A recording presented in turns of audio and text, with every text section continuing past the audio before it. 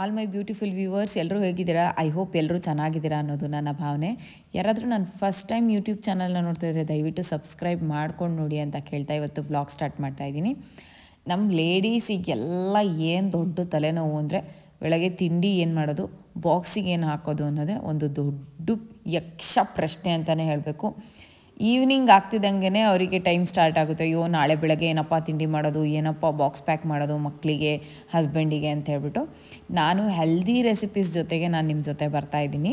ಫಸ್ಟಿಗೆ ನಾನು ಕೆಂಪಕ್ಕಿ ಅನ್ನ ಮಾಡ್ಕೊಂಡಿದ್ದೀನಿ, ಮತ್ತು ಹುಳಿ ಸಾರು ಮಾಡಿದ್ದೀನಿ, ಸೌತೆಕಾಯಿ ಸಾಲೆಡ್ ಮಾಡ್ಕೊತಾ ಇದ್ದೀನಿ. ಹುಳಿ ಸಾರು ಯಾಕೆ ಜಾಸ್ತಿ ಮಾಡ್ತೀನಿ ಅಂತ ಹೇಳಿದ್ರೆ, ಕೆಂಪಕ್ಕಿ ಅನ್ನಕ್ಕೆಲ್ಲ ಈ ಬಸ್ಸಾರು ಆ ಥರದ್ದೆಲ್ಲ ತುಂಬ ಚೆನ್ನಾಗಿ ಅದ್ರ ಜೊತೆ ಹೊಂದ್ಕೊಳಲ್ಲ. ತರಕಾರಿ ಸಾರಾದರೆ ತರಕಾರಿಗಳ ಜೊತೆಯಲ್ಲಿ ತುಂಬಾ ಚೆನ್ನಾಗಿ ಹೊಂದ್ಕೊಳ್ಳುತ್ತೆ ಮತ್ತು ತಿನ್ನೋದಕ್ಕೂ ತುಂಬಾ ಚೆನ್ನಾಗಿರುತ್ತೆ. ಈ ಥರ ಸಾರು ಮತ್ತು ಅನ್ನ ಮಾಡಿದಾಗ ಈ ಥರ ಸಾಲೆಡ್ಸ್ ಮಾಡ್ಕೊಂಡ್ರಂತೂ ತುಂಬಾ ಚೆನ್ನಾಗಿರುತ್ತೆ. ಒಂದು ಸತಿ ಟ್ರೈ ಮಾಡಿ ನೋಡಿ. ಅನ್ನಕ್ಕೆ ಸಾರಿಗೆ ಜೊತೇಲಿ ಸ್ವಲ್ಪ ಈ ಥರ ಸಾಲೆಡ್ ಇಟ್ಕೊಂಬಿಟ್ಟು ಅದಕ್ಕೆ ಸ್ವಲ್ಪ ನಿಂಬೆಹಣ್ಣು, ಒಂಚೂರು ಉಪ್ಪು ಚೆನ್ನಾಗಿ ಹಾಕ್ಕೊಂಡು ತಿಂದರೆ ಮಾತ್ರ ಯಾವ ಗೋಬಿ ಮಂಚೂರಿ, ಯಾವ ನೂಡಲ್ಸು ಈ ಥರ ಕೆಟ್ಟ ಯಾವುದೂ ಹೊಳೆಯಲ್ಲ. ಮತ್ತೆ ಇದೇ ತಿನ್ನಬೇಕು ಅನಿಸುತ್ತೆ. ಅಷ್ಟು ಚೆನ್ನಾಗಿರುತ್ತೆ, ಅಷ್ಟೇ ಚೆನ್ನಾಗಿ ಜೀರ್ಣ ಆಗುತ್ತೆ, ಅಷ್ಟೇ ಚೆನ್ನಾಗಿ ಆರೋಗ್ಯ ಕೂಡ ತುಂಬಾ ಒಳ್ಳೆಯದು. ಇನ್ ಕೇಸ್ ಯಾರಿಗಾದರೂ ಮೋಷನ್ಸ್ ಏನಾದರೂ ಚೆನ್ನಾಗಾಗ್ತಿಲ್ಲ ಅಂದರೆ ಈ ಥರ ಅನ್ನ ಸಾರು ಜೊತೆ ಸಾಲೆಡ್ ಮಾಡ್ಕೊಂಡು ತಿಂದರೆ ಸೂಪರಾಗಿರುತ್ತೆ. ನಾನು ಚಕ್ಲಿ ಹಾಕ್ತಾಯಿದ್ದೀನಿ ಒಂದೇ ಒಂದು. ನಾನು ಮನೇಲೇ ಮಾಡಿಸ್ತೀನಿ. ಕೆಲವು ಸತಿ ನಮ್ಮ ಮನೆಗೆ ಬಂದು ಮಾಡಿಕೊಡ್ತಾರೆ, ಇನ್ನು ಕೆಲವು ಸತಿ ಅವ್ರ ಮನೇಲೇ ಮಾಡ್ತಾರೆ, ನಾವು ತೊಗೊಂಡು ಬರ್ತೀವಿ. ಜಾಸ್ತಿನೂ ಕೊಡಲ್ಲ. ಆಯಿಲ್ ಕಂಟೆಂಟ್ಸು ಬಾಡಿಗೆ ತುಂಬಾ ಮುಖ್ಯ. ಅದನ್ನು ತಿಳ್ಕೊಳ್ಳೋದೇ ಇಲ್ಲ. ಆಯಿಲ್ ಬೇಡ ಅಂತ ಹೇಳ್ಬಿಟ್ಟು ಬೇರೆ ಬೇರೆ ಏನೇನೋ ಕೆಮಿಕಲಲ್ಲೆಲ್ಲ ಮಾಡ್ಕೊತಾ ಇರ್ತಾರೆ. ಆಯಿಲ್ ಪದಾರ್ಥ ನಿಜವಾಗ್ಲೂ ಮುಖ್ಯ. ನಾನು ಅದಕ್ಕೆ ಒಂದು ಕೊಡ್ತೀನಿ, ಅದೇನು ತುಂಬಾ ಇದಾಗಲ್ಲ. ಮೊಸರು ಮಧ್ಯಾಹ್ನದ ಊಟಕ್ಕೆ ಮಕ್ಕಳಿಗೆ ಆಗಲಿ ಹಸ್ಬೆಂಡಿಗೆ ಆಗಲಿ ಮೊಸರು ಮಜ್ಜಿಗೆ ಕೊಡೋದನ್ನ ದಯವಿಟ್ಟು ಮರ್ತು ಹೋಗಬೇಡಿ. ಅದರಿಂದ ಸಖತ್ ಹೆಲ್ತ್ ಬೆನಿಫಿಟ್ ಇದೆ. ಸೂರ್ಯ ಮುಳುಗಿದ ಮೇಲೆ ಮೊಸರು ತಿನ್ನೋ ಹಾಗಿಲ್ಲ. ಅದಕ್ಕೆ ಬೆಳಗ್ಗೆ ಮತ್ತು ಮಧ್ಯಾಹ್ನ ಎರಡೇ ಟೈಮು ನಾವು ಮೊಸರು ತಿನ್ನೋಕ್ಕಾಗೋದು. ನೆಕ್ಸ್ಟ್ ಸೆಕೆಂಡ್ ಡೇಗೆ ನಾನು ರೆಸಿಪೀಸ್ನ ಶೇರ್ ಮಾಡ್ತಾಯಿದ್ದೀನಿ. ಇದು ದೋಸೆ ಅಂತ ಹೇಳಿದ್ರೆ ಒಂದೇ ಥರ ದೋಸೆ ಬರಲ್ಲ.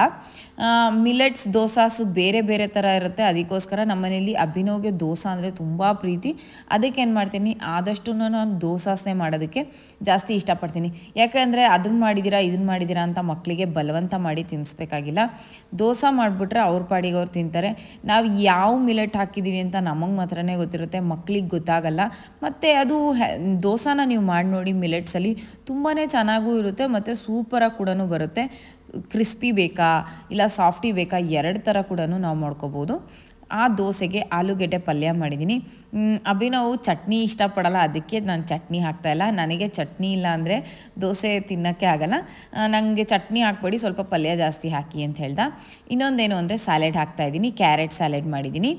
ಸ್ಯಾಲೆಡ್ಸ್ನ ಆದಷ್ಟು ಜಾಸ್ತಿ ತಿನ್ನಬೇಕು. ಯಾಕೆ ಅಂತ ಹೇಳಿದ್ರೆ ಇದರಲ್ಲಿ ಬೇಯಿಸದೇ ಇರ್ತಕ್ಕಂಥ ಆಹಾರ ಪದಾರ್ಥಗಳನ್ನ ಅಟ್ಲೀಸ್ಟ್ ನಾವು ಒಂದು 30% ಆದರೂ ತಿನ್ನಬೇಕು. ರಾ ಐಟಮ್ಸ್ನ ತಿಂದಷ್ಟು ಆರೋಗ್ಯಕ್ಕೆ ತುಂಬ ಒಳ್ಳೆಯದು. ಅದರಲ್ಲೂ ದಿನ ಒಂದೊಂದು ಥರ ಮಾಡಿ ತಿನ್ನೋದಂತೂ ತುಂಬಾ ಆರೋಗ್ಯದ ಬೆನಿಫಿಟ್ಸು ನಿಮಗೆ ಸಿಗುತ್ತೆ. ಆದಷ್ಟು ಹೆಲ್ದಿ ಊಟ ತಿಂಡಿ ಕಡೆ ತುಂಬ ವಾಲಿ ಅಂತ ಕೇಳ್ತಾ ಇದ್ದೀನಿ. ಇವಾಗ ನೆಕ್ಸ್ಟ್ ಥರ್ಡ್ ಡೇ ನಾನು ಬಾಕ್ಸ್ನ ಪ್ರಿಪೇರ್ ಮಾಡ್ತಾಯಿದ್ದೀನಿ. ಸಾಧನ ಬರೀ ಕೆಂಪಕ್ಕಿ ಅನ್ನನೇ ತೋರಿಸ್ತೀರಾ ಅಂತೇಳಿದ್ರೆ, ಕೆಂಪಕ್ಕಿಲಿ ತುಂಬ ವಿಧಾನಗಳಿದೆ. ದೊಡ್ಡಿನೆಲ್ಲಕ್ಕಿ ಇದೆ, ರಾಜಮುಡಿ ಅಕ್ಕಿ ಇದೆ, ಕೆಂಪಕ್ಕಿ ಇದೆ, ಆಮೇಲೆ ಬಾಯ್ಲ್ಡ್ ರೈಸ್ ಇದೆ. ಇದೆಲ್ಲ ಕೆಂಪಕ್ಕಿ ಅಂತಲೇ ಅನ್ಕೋಬಾರ್ದು. ಒಂದೊಂದು ದಿವಸ ಒಂದೊಂದು ಥರ ಅಕ್ಕಿನಲ್ಲಿ ನಾನು ಅಡುಗೆ ಮಾಡ್ತೀನಿ. ದೊಡ್ಡಿನೆಲ್ಲಕ್ಕಿನೇ ಬೇರೆ ಮತ್ತು ಕೆಂಪಕ್ಕಿನೇ ಬೇರೆ, ಈ ಥರ ತುಂಬ ವೆರೈಟೀಸ್ ಇದೆ. ಒಂದೊಂದು ದಿವಸ ಒಂದೊಂದು ಅಕ್ಕಿ ಹಾಕೋದ್ರಿಂದ ನಾನು ಲಂಚ್ ಬಾಕ್ಸ್ ರೆಸಿಪಿನ ಶೇರ್ ಮಾಡ್ತಾ ಇರೋದು. ಒಂದೇ ಥರ ಕೆಂಪಕ್ಕಿನೇ ಅನ್ನ ಮಾಡಿಬಿಟ್ಟು ಅದನ್ನೇ ಲಂಚ್ ಬಾಕ್ಸ್ ರೆಸಿಪಿ ಅಂತ ಹೇಳಬೇಡಿ ಅಂತ ಅಲ್ಲ. ನಾನು ಏನು ಹೇಳ್ತಾ ಇದ್ದೀನಿ ಅಂತ ಹೇಳಿದ್ರೆ, ಬಾಕ್ಸಸ್ ಚೇಂಜ್ ಇದೆ ಅಂತ, ಅಂದರೆ ರೆಸಿಪೀಸು ತುಂಬಾ ಚೇಂಜಸ್ ಇದೆ. ಇದು ಬೇರೆ ಥರ ಕೆಂಪಕ್ಕಿ ಮತ್ತು ಸಾರು ಮಾತ್ರ ಚೇಂಜ್ ಇರುತ್ತೆ. ಮೊನ್ನೆ ಹುಳಿ ಸಾರು ಮಾಡಿದ್ದೆ. ಇವತ್ತೇನು ಮಾಡಿದ್ದೀನಿ ಅಂದರೆ ಸೀಮೆ ಬದನೆಕಾಯಿ ಸಾಂಬಾರು ಮಾಡಿದ್ದೀನಿ. ಸೀಮೆ ಬದನೆಕಾಯಿ ಸಾಂಬಾರು ಇದಕ್ಕೊಂದು ಬೆಸ್ಟ್ ಅಂತಲೇ ಹೇಳ್ತೀನಿ. ತುಂಬಾ ಚೆನ್ನಾಗಿ ಹೊಂದಾಣಿಕೆ ಆಗುತ್ತೆ. ಮತ್ತು ತರಕಾರಿ ಕೂಡ ಸೀಸನ್ ಇದ್ದಾಗ ಮಾತ್ರ ತರಕಾರಿಗಳನ್ನ ಸಿಗೋದನ್ನು ಆದಷ್ಟು ಜಾಸ್ತಿ ಬಳಸ್ತೀನಿ. ಅದು ಆ ಟೈಮಲ್ಲಿ ಮಾತ್ರ ಸಿಗುತ್ತೆ. ಎಲ್ಲೋ ಒಂದು 3 ತಿಂಗಳು ಸಿಗ್ಬೋದು, ಒಂದು 6 ತಿಂಗಳು ಸಿಗ್ಬೋದು. ಅದರಲ್ಲಿ ನಮಗೊಂದು ವಾರದಲ್ಲಿ ಒಂದು ದಿವಸ ಮಾಡಿದ್ರೆ ಹೆಚ್ಚೆಚ್ಚು, ತಿಂಗಳಲ್ಲಿ ಒಂದು 4-5 ಸತಿ ತಿಂದರೆ ಹೆಚ್ಚಿಗೆ ಆಗಿರುತ್ತೆ. ಅದರಿಂದ ಅಟ್ಲೀಸ್ಟ್ ಸೀಸನಬಲ್ ಅದರಲ್ಲೂ ಈ ಥರ ತರಕಾರಿಗಳನ್ನ ಆದಷ್ಟು ಜಾಸ್ತಿ ಬಳಸ್ತೀನಿ. ಕೆಂಪಕ್ಕಿ ಅನ್ನಕ್ಕೆ ಯಾವುದು ನಾನು ಇಷ್ಟು ರೆಡ್ ರೈಸ್ ಹಸಿ ಹೇಳಿದ್ದೀನಲ್ಲ, ಅದು ಎಲ್ಲದಕ್ಕೂ ಸಾರು ತುಂಬಾ ಹೆಚ್ಚಿನ ಬಳಕೆ ಆಗುತ್ತೆ. ದಪ್ಪಕ್ಕಿಲಿ ಅನ್ನ ಮಾಡಿದಾಗ ಏನಾಗುತ್ತೆ ಅಂತ ಹೇಳಿದ್ರೆ ಸಾರು ಕನ್ಸ್ಯೂಮ್ನೇಷನ್ ಜಾಸ್ತಿ ಮಾಡುತ್ತೆ ಅದು. ಆಮೇಲೆ ಸ್ವಲ್ಪ ನೀರು ಸಾರನ್ನ ಅದು ಜಾಸ್ತಿ ಕೇಳುತ್ತೆ, ಯಾಕೆಂದರೆ ಅದು ಮಿಂಗಲ್ ಆಗೋದಕ್ಕೆ ಸ್ವಲ್ಪ ನೀರು ಸಾಂಬಾರು ಥರ ಇದ್ದರೆ ಬೆಸ್ಟು. ಅದಕ್ಕೆ ನಾನೇನು ಮಾಡ್ತಾಯಿದ್ದೀನಿ ಅಂತ ಹೇಳಿದ್ರೆ ಸ್ವಲ್ಪ ನೀರು ಸಾರನ್ನೇ ಜಾಸ್ತಿ ಬಳಸ್ತಾ ಇದ್ದೀನಿ. ಮೊನ್ನೆ ಚಕ್ಲಿ ಹಾಕಿದ್ದೆ, ಇವತ್ತು ನಿಪ್ಪಟ್ಟು ಹಾಕ್ತಾಯಿದ್ದೀನಿ. ನಾನು ಚಿಪ್ಸ್ ಕೂಡ ಮನೆಯಲ್ಲೇ ಮಾಡ್ಕೊಂಡಿರೋದು. ಇದು ಆಲೂಗೆಡ್ಡೆ ಚಿಪ್ಸು. ಅಭಿನವ್ಗಂತೂ ಸಖತ್ ಇಷ್ಟ ಆಗುತ್ತೆ. ಅವ್ನು ಯಾವಾಗಲೂ ಕೇಳ್ತಾ ಇರ್ತಾನೆ ಆಲೂಗೆಡ್ಡೆ ಚಿಪ್ಸ್ ಮಾಡಿ ಅಂತ ಹೇಳಿಬಿಟ್ಟು, ಅದಕ್ಕೆ ಚಿಪ್ಸ್ ಮಾಡಿಕೊಟ್ಟಿದ್ದೀನಿ. ಇವತ್ತು 4th ಡೇ. ಇವತ್ತು ಕೂಡ ದೋಸೆ ರೆಸಿಪಿನೇ. ಆಲ್ಮೋಸ್ಟ್ ವಾರದಲ್ಲಿ 3 ದಿವಸ ಆದರೂ ನಮ್ಮ ಮನೇಲಿ ದೋಸೆ ಸೇರುತ್ತೆ, ಯಾಕೆಂದರೆ ಅಭಿನವ್ಗೆ ಇಷ್ಟ. ಇದು ಏನು ದೋಸೆ ಅಂತ ಹೇಳಿದ್ರೆ ಕಡಲೆ ಹಸಿಟ್ಟಿನ ದೋಸೆ. ಯಾರಾದರೂ ನೋಡಿಲ್ಲ ಅಂದರೆ ಇನ್ ಕೇಸ್ ನನ್ನ ಚಾನಲಲ್ಲಿದೆ ಹೋಗಿ ನೋಡಿ. ಸುಮ್ಮನೆ ನೀವು ಕಡಲೆ ಹಸಿಟ್ಟನ್ನ ಕಲಸಿದ್ರೆ ಸಾಕು, ಸೂಪರ್ ದೋಸೆ ಬರುತ್ತೆ. Gluten free, healthy. ಕಡಲೆ ಹಸಿಟ್ಟನ್ನ ಮುಖಕ್ಕೆ ಹಚ್ಕೊಂಡಿದ ತಕ್ಷಣ ಯಾರೂ ಬೆಳಗಾಗಲ್ಲ. ತಿಂದರೆ ನಿಜವಾಗ್ಲೂ ಒಂದು ಒಳ್ಳೆ ಕಲರ್ ಕಾಂಪ್ಲೆಕ್ಷನು ನಮ್ಮಲ್ಲೇ ಸ್ಟಾರ್ಟ್ ಆಗುತ್ತೆ. ನಾನು ಅದಕ್ಕೊಂದು ಈರುಳ್ಳಿ ಪಲ್ಯ ಮಾಡ್ಕೊಂಡಿದ್ದೀನಿ. ಈರುಳ್ಳಿ ಹೂವು ಇವಾಗ ಸಿಕ್ಕಾಪಟ್ಟೆ ಸಿಗುತ್ತೆ. ಸೀಸನ್ ಬೇರೆ ಈಗ ಅದಕ್ಕೆ ಒಂದು ಸ್ವಲ್ಪ ದಿವಸ ಸಿಗುತ್ತೆ, ಆಮೇಲೆ ಸಿಗೋದಿಲ್ಲ. ಈರುಳ್ಳಿ ಹೂವಿನ ಪಲ್ಯ ದೋಸೆಗೆ, ಚಪಾತಿಗೆ, ಪೂರಿಗೆ ಮತ್ತು ಅನ್ನಕ್ಕೆ ಕೂಡ ಸೂಪರಾಗಿರುತ್ತೆ. ಸೀಸನ್ನು ಬಿಸಿಲು ಟೈಮಲ್ಲಿ ಈರುಳ್ಳಿ ಹೂವಿನ ಪಲ್ಯ ತಿನ್ನೋದು ಸಖತ್ ಹೆಲ್ದಿ ಅಂತ ಹೇಳ್ತಾ ಇದ್ದೀನಿ. ಮತ್ತು ಸೂಪರ್ ಟೇಸ್ಟಿ ಕೂಡ, ಏನೂ ಕಷ್ಟ ಇಲ್ಲದೆ ಮಕ್ಕಳು ಆಟ ಆಡಿಕೊಂಡು ಅಚ್ಚುಕಟ್ಟಾಗಿ ತಿನ್ನೋ ಅಂಥ ಒಂದು ಪಲ್ಯ ಅಂತಲೇ ಹೇಳ್ತೀನಿ. ಇದು 5th ಡೇ ರೆಸಿಪಿನ ಶೇರ್ ಮಾಡ್ತಾ ಇದ್ದೀನಿ. ಈರುಳ್ಳಿ ಹೂವು ಇಲ್ಲಾಂದರೆ ಎಲ್ರಿಗೂ ಗೊತ್ತಾಗೋಂಗೆ ಸ್ಪ್ರಿಂಗ್ ಆನಿಯನ್ಸ್ ಅಂದ್ಬಿಟ್ರೆ ಎಲ್ರಿಗೂ ಗೊತ್ತಾಗುತ್ತೆ. ಸ್ಪ್ರಿಂಗ್ ಆನಿಯನ್ಸಿಂದ ಚಿತ್ರಾನ್ನ ಕೂಡ ಮಾಡ್ಕೋಬೋದು. ಸೂಪರ್ ಮತ್ತು ಹೆಲ್ದಿ.